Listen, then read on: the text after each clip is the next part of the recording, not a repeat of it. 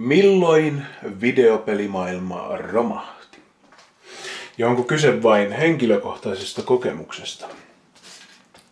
Mä sanoisin, että mulle se on ollut vähän semmonen ehkä yhdistettynä ikääntymiseen. Synapsit ei enää räjähtele samalla tavalla tuolla aivojen perukoilla. Mutta myös joku semmonen perustavanlaatuinen fiilis. Mun ja pelien välillä ei enää oikein tule sellaista kommunikointia. Se on mun mielestä aika jännä, kun voi olla pleikkarit ja telkkarit ja langattomat ohjaimet ja kaikki tämmöiset, mistä tämmönen kääkkä ei enää tajua hölkäsen pöläystä. Ja silti ei oikein irtoa. Mä oon useasti sanonutkin sitä, että Petrillähän olisi niinku,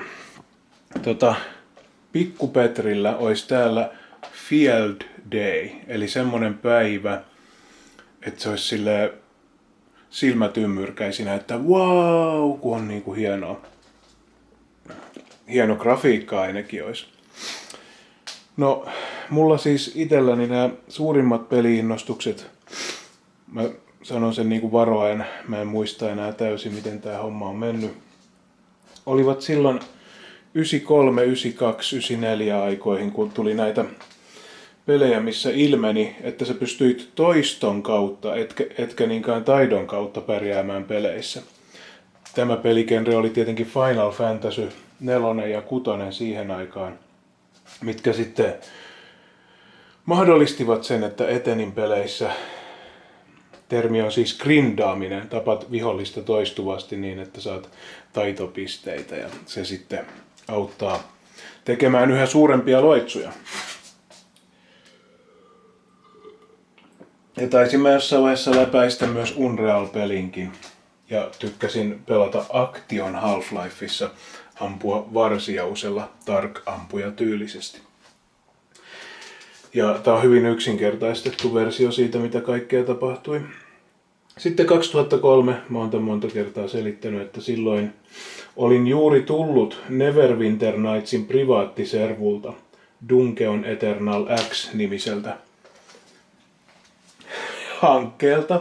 Ja olin tavallaan fresh out'ta The MMORPG World. Ja mä olin silleen, että no, tässä olisi nyt tämmönen Ragnarok Online ja se tosiaan löi mut ällikällä siinä mielessä, että siellä oli niin paljon niitä muita pelaajia.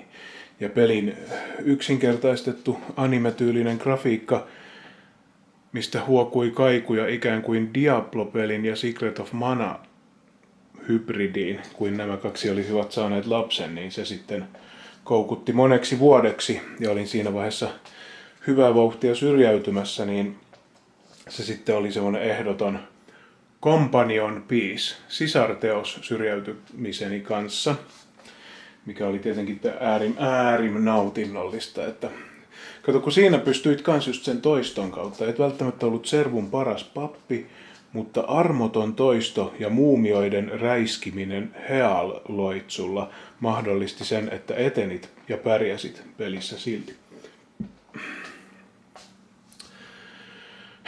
Ja tietenkin Diablot pitäisi merkitä erikseen, ne ei ole pelkkä footnote mun videopelihistoriassa, vaan niissäkin oli sitä merkittävää toiston tuntua, grindaamisen tuntua. Ja sitten menikin muutama vuosi, että päästiin World of Warcraftiin, mistä ymmärrettävästi innostuin, koska siinä oli semmoinen ihana maailma, yhteisöllisyys, ja se ei oikeastaan ollut vielä läpikoluttu siihen aikaan, että kaikki ei ollut ikään kuin tiedossa ja sun omat rajat ei ollut tiedossa. Mun omat rajani ilmenivät siinä, että mä en kyennyt ikinä nousemaan alkuperäisellä serverillä yli 48 tason Undead Priestilläni. Mutta meillä oli kuitenkin hetken aikaa siellä semmoinen suomikilta, joka sitten ruokki sitä yhteisöllisyyttä ja varsinkin kun se oli kaikille niin tuore uutuuden viehätys oli kaikille käytännössä sama.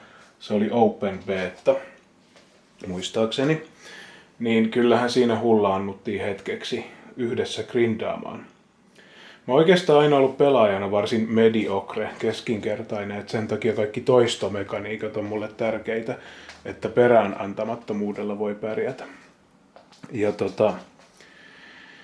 no sit alkoi tavallaan toi ikääntyminen tulemaan vastaan, että nyt puhutaan jo. Mä oon 34-vuotiaaksi asti pelannut välillä satunnaisesti ehkä Warcraftin ja Ragnarok Onlinein privaattiservereitä.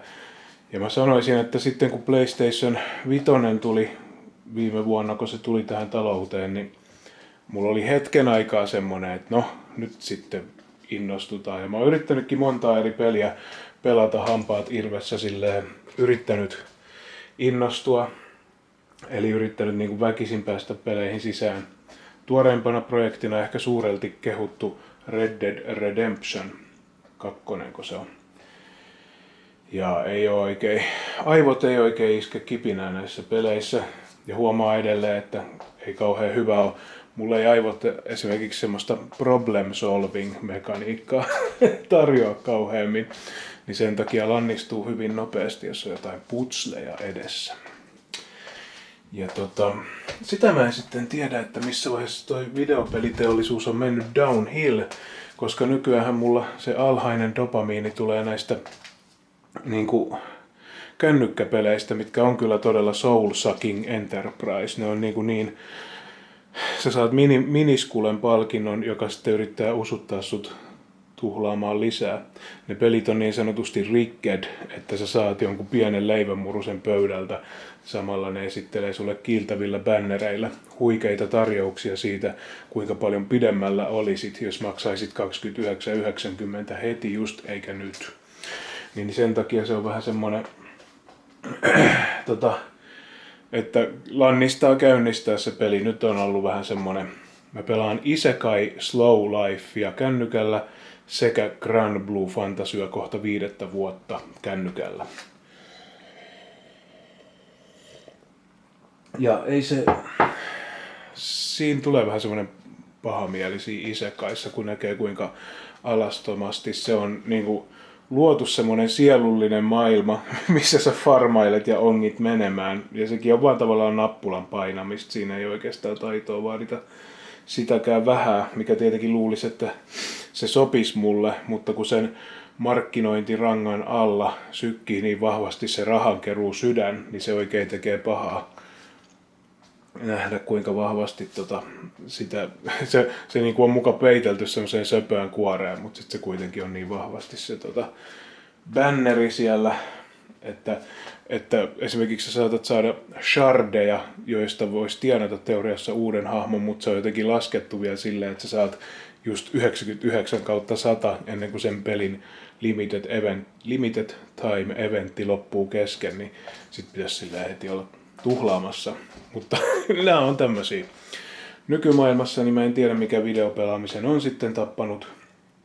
Ja mä en osaa silleen objektiivisesti arvioida, että onko kyse vaan siitä, että mä oon vanha kääkkä. Niin mun on vaikea sanoa, että mihin sitten videopelimaailmassa seuraavaksi, mikä olisi semmoinen peli, mikä vetoaisi. Mä yritin jopa Dragon Age, onko se joku Age Elusive, joku tämmönen, niin mä yritin vaan väkisin pelata ja ehkä mä yritän vielä toistekin. Mutta näillä vanhan miehen aivoilla niin en näe, että on odotettavissa mitään suurta niin kuin uudelleen virkistymistä videopelimaailmassa, mutta kiitos, että katselit.